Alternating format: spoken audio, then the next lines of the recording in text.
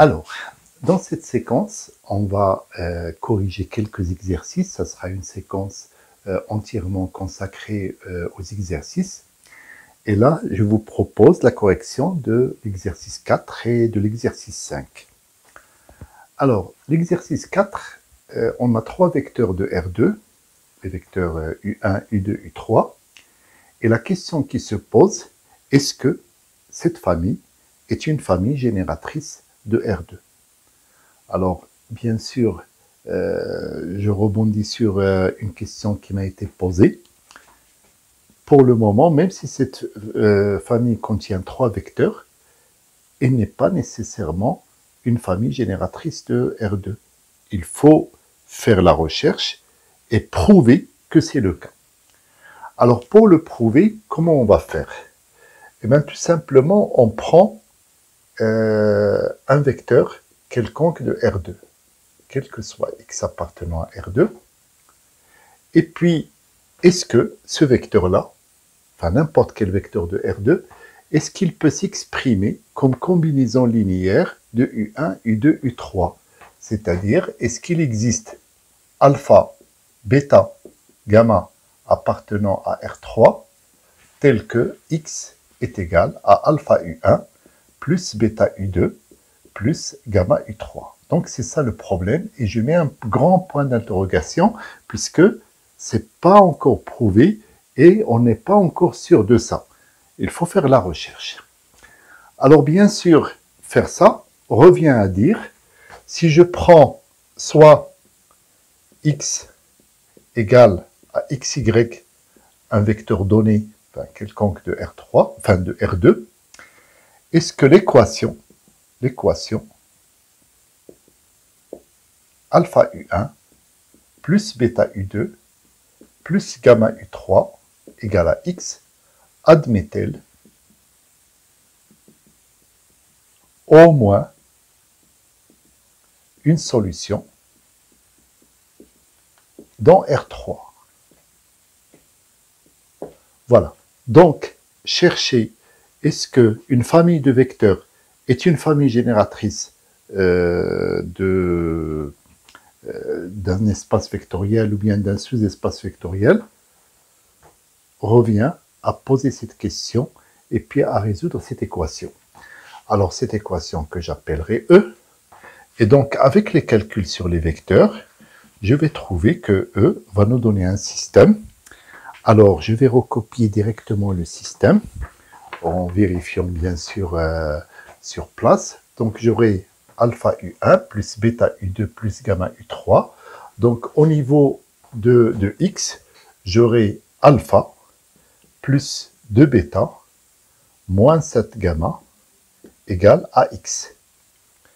Et puis après, pour la deuxième coordonnée, 2 alpha plus bêta plus gamma égale à y. Alors bien sûr, il faut bien préciser les choses. C'est un système dans lequel x et y sont deux nombres réels donnés. Pourquoi deux nombres réels donnés? Puisque le vecteur x, il est donné. On donne un vecteur x, on propose un vecteur x, et on dit, est-ce qu'il est combinaison linéaire de ces trois vecteurs? Donc les inconnus, c'est alpha, bêta, gamma. Donc on a deux équations à trois inconnus. Alors, on va résoudre ce système avec les méthodes classiques. On voit tout de suite qu'il y a un pivot ici qui est pratique. Et donc, il suffit de dire, je fais la ligne 2, je la remplace par la ligne 2 moins 2 fois la ligne 1. Et donc, j'obtiens alpha plus 2 bêta moins 7 gamma égale à x. Et puis après, si je fais ça, moins 2 fois ça, bon, j'aurai plus les alphas. Et j'aurai bêta moins 4 bêta, ça va donner moins 3 bêta. Et puis gamma moins 2 fois moins 7 gamma, donc ça va donner plus 15 gamma, est égal. Et là, il faut faire attention. Il ne faut pas oublier de faire l'opération aussi à ce niveau-là. Donc y moins 2x. Voilà. Et donc, on voit que ce système il n'y a pas de problème de compatibilité, il est compatible, et même, il admet une infinité de solutions. Alors, je vais essayer de l'arranger encore un petit peu. Donc, je vais obtenir, donc j'aurai une des trois inconnues qui sera comme paramètre réel, à laquelle on peut donner n'importe quelle valeur réelle. Et puis, une fois qu'on a donné à cette inconnue une valeur réelle, on va trouver les deux autres, comme d'habitude. Et donc, je fais les calculs, je vous donne le résultat final, et je vous laisse le soin de le vérifier. Voilà. Donc, moi, j'obtiens, après toutes les étapes, que alpha est égal à moins 1 tiers de x plus 2 tiers de y moins 3 gamma, et puis bêta égale à 2 tiers de x, et puis moins 1 tiers de y, plus 5 gamma, avec gamma un réel donné, c'est-à-dire on donne à gamma une certaine valeur, et on trouve bêta en fonction de x et de y, et on trouve aussi alpha en fonction de x et y. Donc, ce système, que j'appelle S, admet une infinité de solutions. Et ça, c'est un petit peu original. Ça veut dire quoi? Et c'est là où on comprend la différence entre une simple famille génératrice et une base. Puisque là, ça c'est une famille génératrice, et comme ce système admet une infinité de solutions, ça veut dire que n'importe quelle valeur de R2 peut s'exprimer en fonction de ces trois vecteurs, mais la façon avec laquelle va s'exprimer x en fonction de ces trois vecteurs n'est pas unique. Il y a une infinité de façons pour exprimer x en fonction de U1, U2 et de U3. Et donc, d'après ce qu'on a vu déjà sur les bases, donc déjà on voit tout de suite que U1, U2, U3 ne peut pas être une base de R2. Voilà, puisque on voit que ça s'exprime avec une infinité de possibilités. Et donc, ce que je peux dire, la réponse à ma question, c'est que est-ce que n'importe quel vecteur de R2 peut être combinaison linéaire de ces trois vecteurs? La réponse est oui. Et donc, U1, U2, U3, qu'est-ce qu'il aura comme statut par rapport à R2? Eh bien, ça sera tout simplement une famille génératrice de R2. Donc, voilà. Donc, conclusion. U1, U2, U3 est une famille génératrice de R2. Et donc, je peux écrire que R2 est égal à vecteur de U1, U2, U3. Voilà.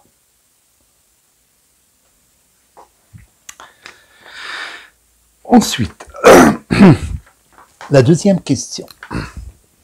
Donc ça, c'est bon, je peux effacer cette partie. De toute façon, c'est sans regret, puisque vous pouvez toujours arrêter et puis revenir en arrière pour marquer les choses que vous avez manquées.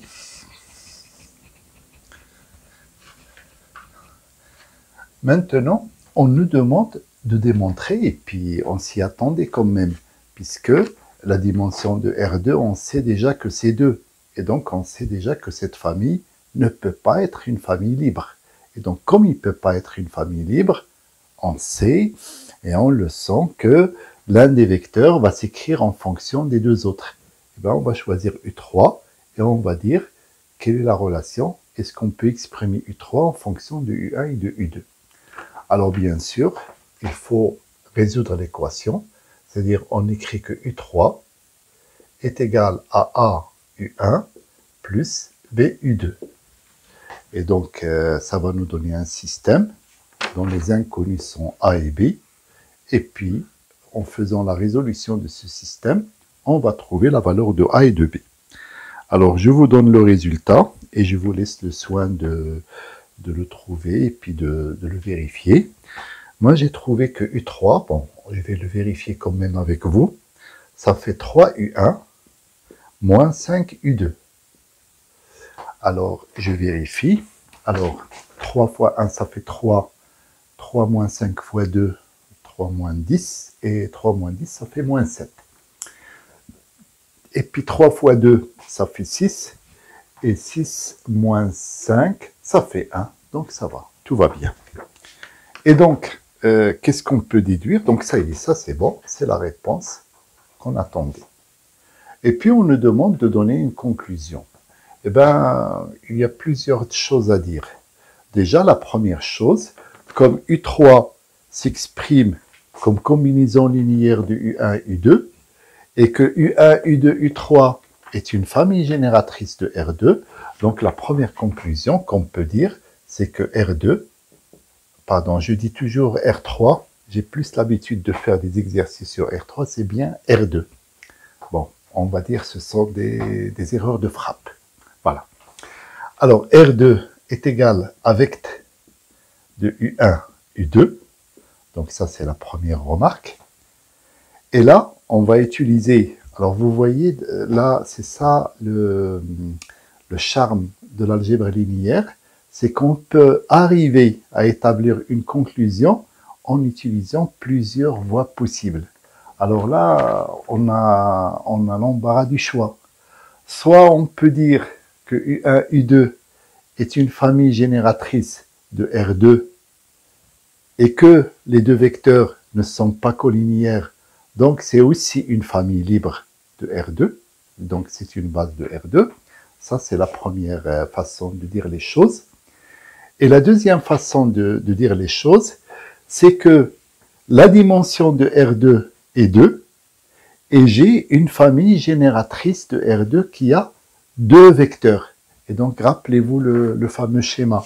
Vous avez la dimension de l'espace, enfin, je rappelle le schéma que j'avais fait. Là, vous avez la dimension de l'espace.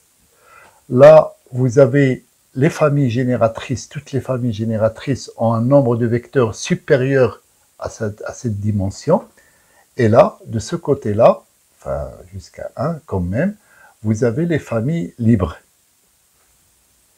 Et si jamais une famille génératrice dans cet espace vectoriel de dimension P contient P vecteurs, eh bien, automatiquement, elle sera famille libre. Et ce sera donc une base de l'espace. Et inversement, et ça on va le voir dans un autre exercice, si une famille libre admet exactement un nombre de vecteurs égal à la dimension de l'espace, alors automatiquement, il va être aussi une famille génératrice. Et donc là, on peut dire deux choses. On peut dire que U1, U2 est une base de R2. Alors, on peut utiliser deux arguments. Soit dire que le premier argument, c'est une famille génératrice de R2. Et puis U1, U2 non collinéaire. J'abrège un petit peu. Non collinéaire, donc U1, U2 libre. Donc ça, c'est la première façon de raisonner. Et puis la deuxième façon, c'est de dire la dimension de R2 est égale à 2. Et puis U1, U2, famille génératrice de R2 contenant deux vecteurs. Donc, c'est une base de R2. Alors bien sûr, là, on a l'embarras du choix. On peut soit utiliser ça, soit utiliser ça. Les deux voies sont faciles, mais des fois, on a les deux possibilités, mais il s'avère que, des fois, s'avère que l'une est plus difficile que l'autre. Donc, il faut avoir l'intelligence de choisir la méthode la plus simple pour arriver au résultat donné. Donc, voilà pour cet exercice. Alors, on va passer ensuite à l'exercice 5. Alors, je vais pouvoir tout effacer. Donc, j'efface cette partie-là. Et ce schéma, revenez là-dessus, essayez de bien le comprendre. Si vous avez des doutes ou des questions sur des passages, n'hésitez pas à les mettre en commentaire ou bien en question directe pour que ça soit très clair et puis que ça soit facile à utiliser dans la pratique. Alors, je passe à l'exercice 5. Ah, j'ai oublié de mettre les coordonnées des trois vecteurs. Donc là, c'est 1, 1, moins 1. V2, c'est 1, 0, 1. Et V3, c'est 1, 1, 0. Et donc, cette fois-ci, on est dans R3 et on donne trois vecteurs de R3. Et la question qui se pose, est-ce que ces trois vecteurs constituent une base de R3? Alors bien sûr, là je reviens là-dessus, je l'ai dit dans une autre séquence, j'avais dit, quand on donne un vecteur comme ça, de Kn, et on n'en dit rien, on précise rien, et bien généralement, tout le temps quand on dit rien, ce sont les coordonnées de ce vecteur, ce qu'on donne ici, c'est les coordonnées des vecteurs dans la base canonique. Et effectivement, à cet exercice, on va trouver une autre base et on va pouvoir chercher les coordonnées d'un vecteur dans cette nouvelle base. Alors, pour montrer que c'est une base, et bien là aussi, il y a deux méthodes. Je vais vous expliquer les deux méthodes. Donc la méthode 1. Et bien tout simplement, une base, la définition d'une base, c'est une famille qui est à la fois génératrice et libre. Mais donc, c'est ce qu'il faut faire. Il faut démontrer, comme ce qu'on a fait dans l'exercice précédent, démontrer que c'est une famille génératrice de R3, c'est-à-dire n'importe quel vecteur de R3 s'écrit comme combinaison linéaire de ces trois vecteurs. Ça, c'est la première chose. Et puis la deuxième chose, montrer qu'il est libre. Mais là, on va utiliser quand même les propriétés qu'on a vues sur les familles génératrices et les familles libres d'un espace vectoriel. Puisque là, R3, c'est un espace vectoriel de dimension 3. Et là, j'ai une famille de 3 vecteurs. Et donc, même schéma. J'ai la dimension. Ici, j'ai les familles génératrices. Ici, j'ai les familles libres. Et effectivement, là, j'ai une famille qui se trouve là. Et donc, j'ai pas besoin de vérifier les deux. J'ai pas besoin de chercher est-ce qu'elle est à la fois génératrice ou elle est libre. Comme on a la chance ici d'avoir une famille qui a un nombre de vecteurs égal à la dimension de l'espace, eh bien, il faudra saisir cette chance-là et ne pas passer à côté. Et donc, on n'a pas besoin de faire les deux. Il suffit soit de démontrer qu'elle est génératrice, et donc là, elle sera automatiquement une famille libre, soit démontrer qu'elle est une famille libre, et automatiquement, elle sera une famille génératrice. D'accord? Donc, je vais rédiger déjà ça. Donc, comme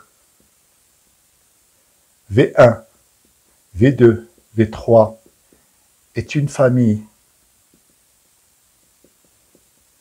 à 3 vecteurs, et que dimension de R3 égale à 3, eh bien, il suffit de montrer soit qu'elle est génératrice, soit elle est libre. Voilà. Donc, dès que vous faites l'un, eh bien, ça va entraîner automatiquement l'autre. Et à votre avis, c'est quoi le plus simple? Montrer qu'elle est génératrice ou montrer qu'elle est libre? Bon, dans tous les cas, ça va se réduire à une histoire de résolution de système. La seule différence, et vous l'avez vu déjà avec l'exercice précédent, quand on cherche est-ce que la famille est génératrice, ça va être un système avec second membre. Par contre, là, ça va être un système homogène. Et donc, un système homogène, il est beaucoup plus facile à résoudre qu'un système avec second membre. Et donc, nous, on va choisir, et c'est le cas toujours dans l'algèbre linéaire, on a plusieurs façons de démontrer quelque chose, et on choisit toujours la façon la plus efficace, la plus rapide et la plus simple. Et donc là, généralement, le choix tombe sur celle-là. Elle est libre. Et là, je mets bien sûr un point d'interrogation. Alors, est-ce qu'elle est libre? Eh bien, tout simplement, je pose soit ABC appartenant à R3, tel que A fois V1, voilà, plus B fois V2, plus C V3 est égal au vecteur nul de R3. Et donc ça va nous donner un système homogène, 0 système homogène. Alors je vous donne le système, et vous verrez que c'est un système relativement simple à résoudre. Donc là, ça va donner alpha, c'est celui-là. Alors, alpha plus bêta, voilà, c'est ça, plus gamma égale 0. Ensuite, alpha plus gamma égale 0. Je vérifie en même temps. Et puis moins alpha plus bêta, c'est bien ça, oui, voilà, égale 0. Et là, bon, une manipulation simple des lignes, je ne vais pas le faire ici, je vous laisse le soin de le faire, va donner automatiquement que alpha égale bêta égale gamma égale à 0. Donc V1, V2, V3 est une famille libre.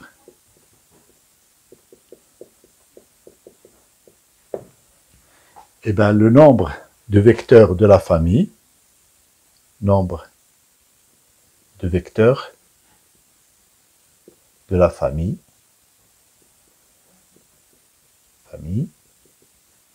égale à la dimension de R3 égale à 3. Et donc, on est dans ce cas de figure, on a une famille libre qui contient exactement 3 vecteurs, et donc, c'est une base, donc, V1, V2, V3 est une base de R3.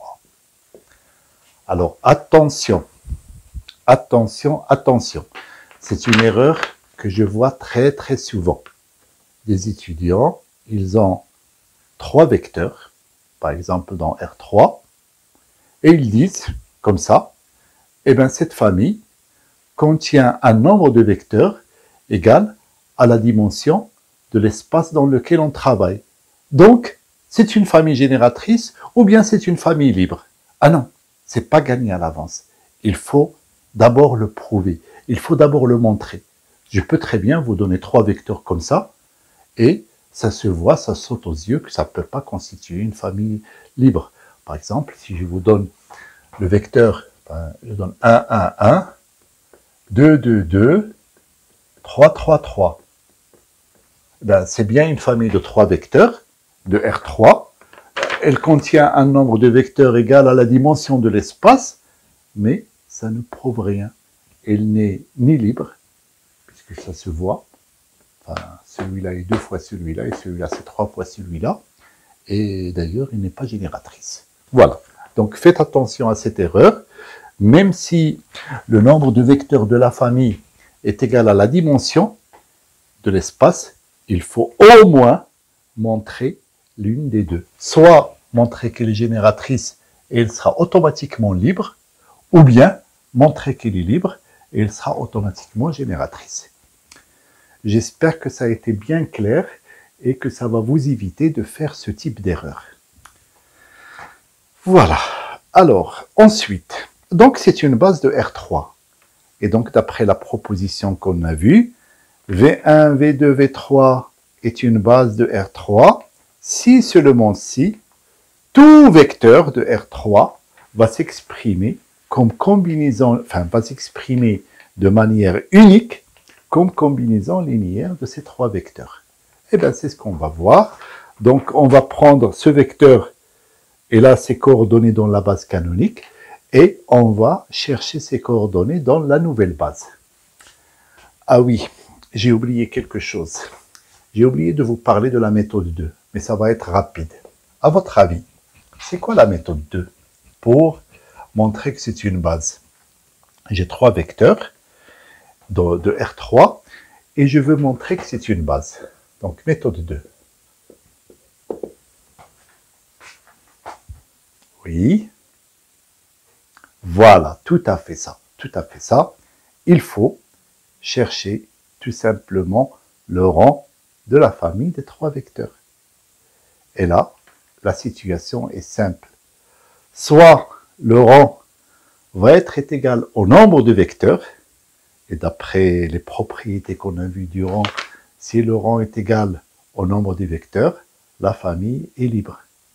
Soit on ne va pas trouver le nombre de vecteurs, on va trouver 2 ou 1, et donc là, la famille n'est pas libre. Donc ça, c'est une autre façon, encore plus rapide, pour montrer que cette famille est une base.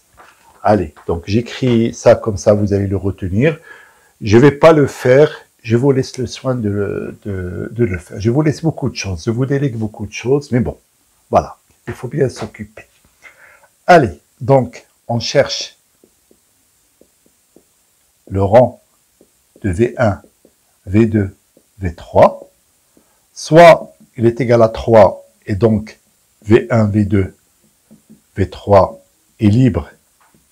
Donc, pour les mêmes raisons qu'ici, base de R3, strictement inférieur à 3, donc V1, V2, V3 est lié. Et donc, non, ce n'est pas une base de R3. Voilà. Allez, on fait la dernière question.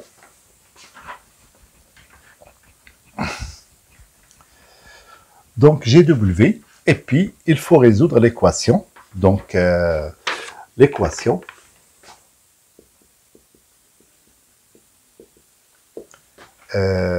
Bon, mais là, on n'a pas besoin, tout simplement. Là, on est sûr de nous, comme c'est une base. On n'a pas besoin, c'est-à-dire on dit tout simplement, on cherche, c'est-à-dire on cherche alpha, bêta et gamma, tel que alpha V1 plus bêta V2 plus gamma V3 est égal au vecteur W. Donc, l'histoire va tourner aussi à la même chose, c'est un système. Donc, ça, c'est équivalent à dire. Alors, je vous écris le système, je vous laisse vérifier que alpha plus bêta plus gamma égale à 1. Donc, ça sera un système avec second membre quand même.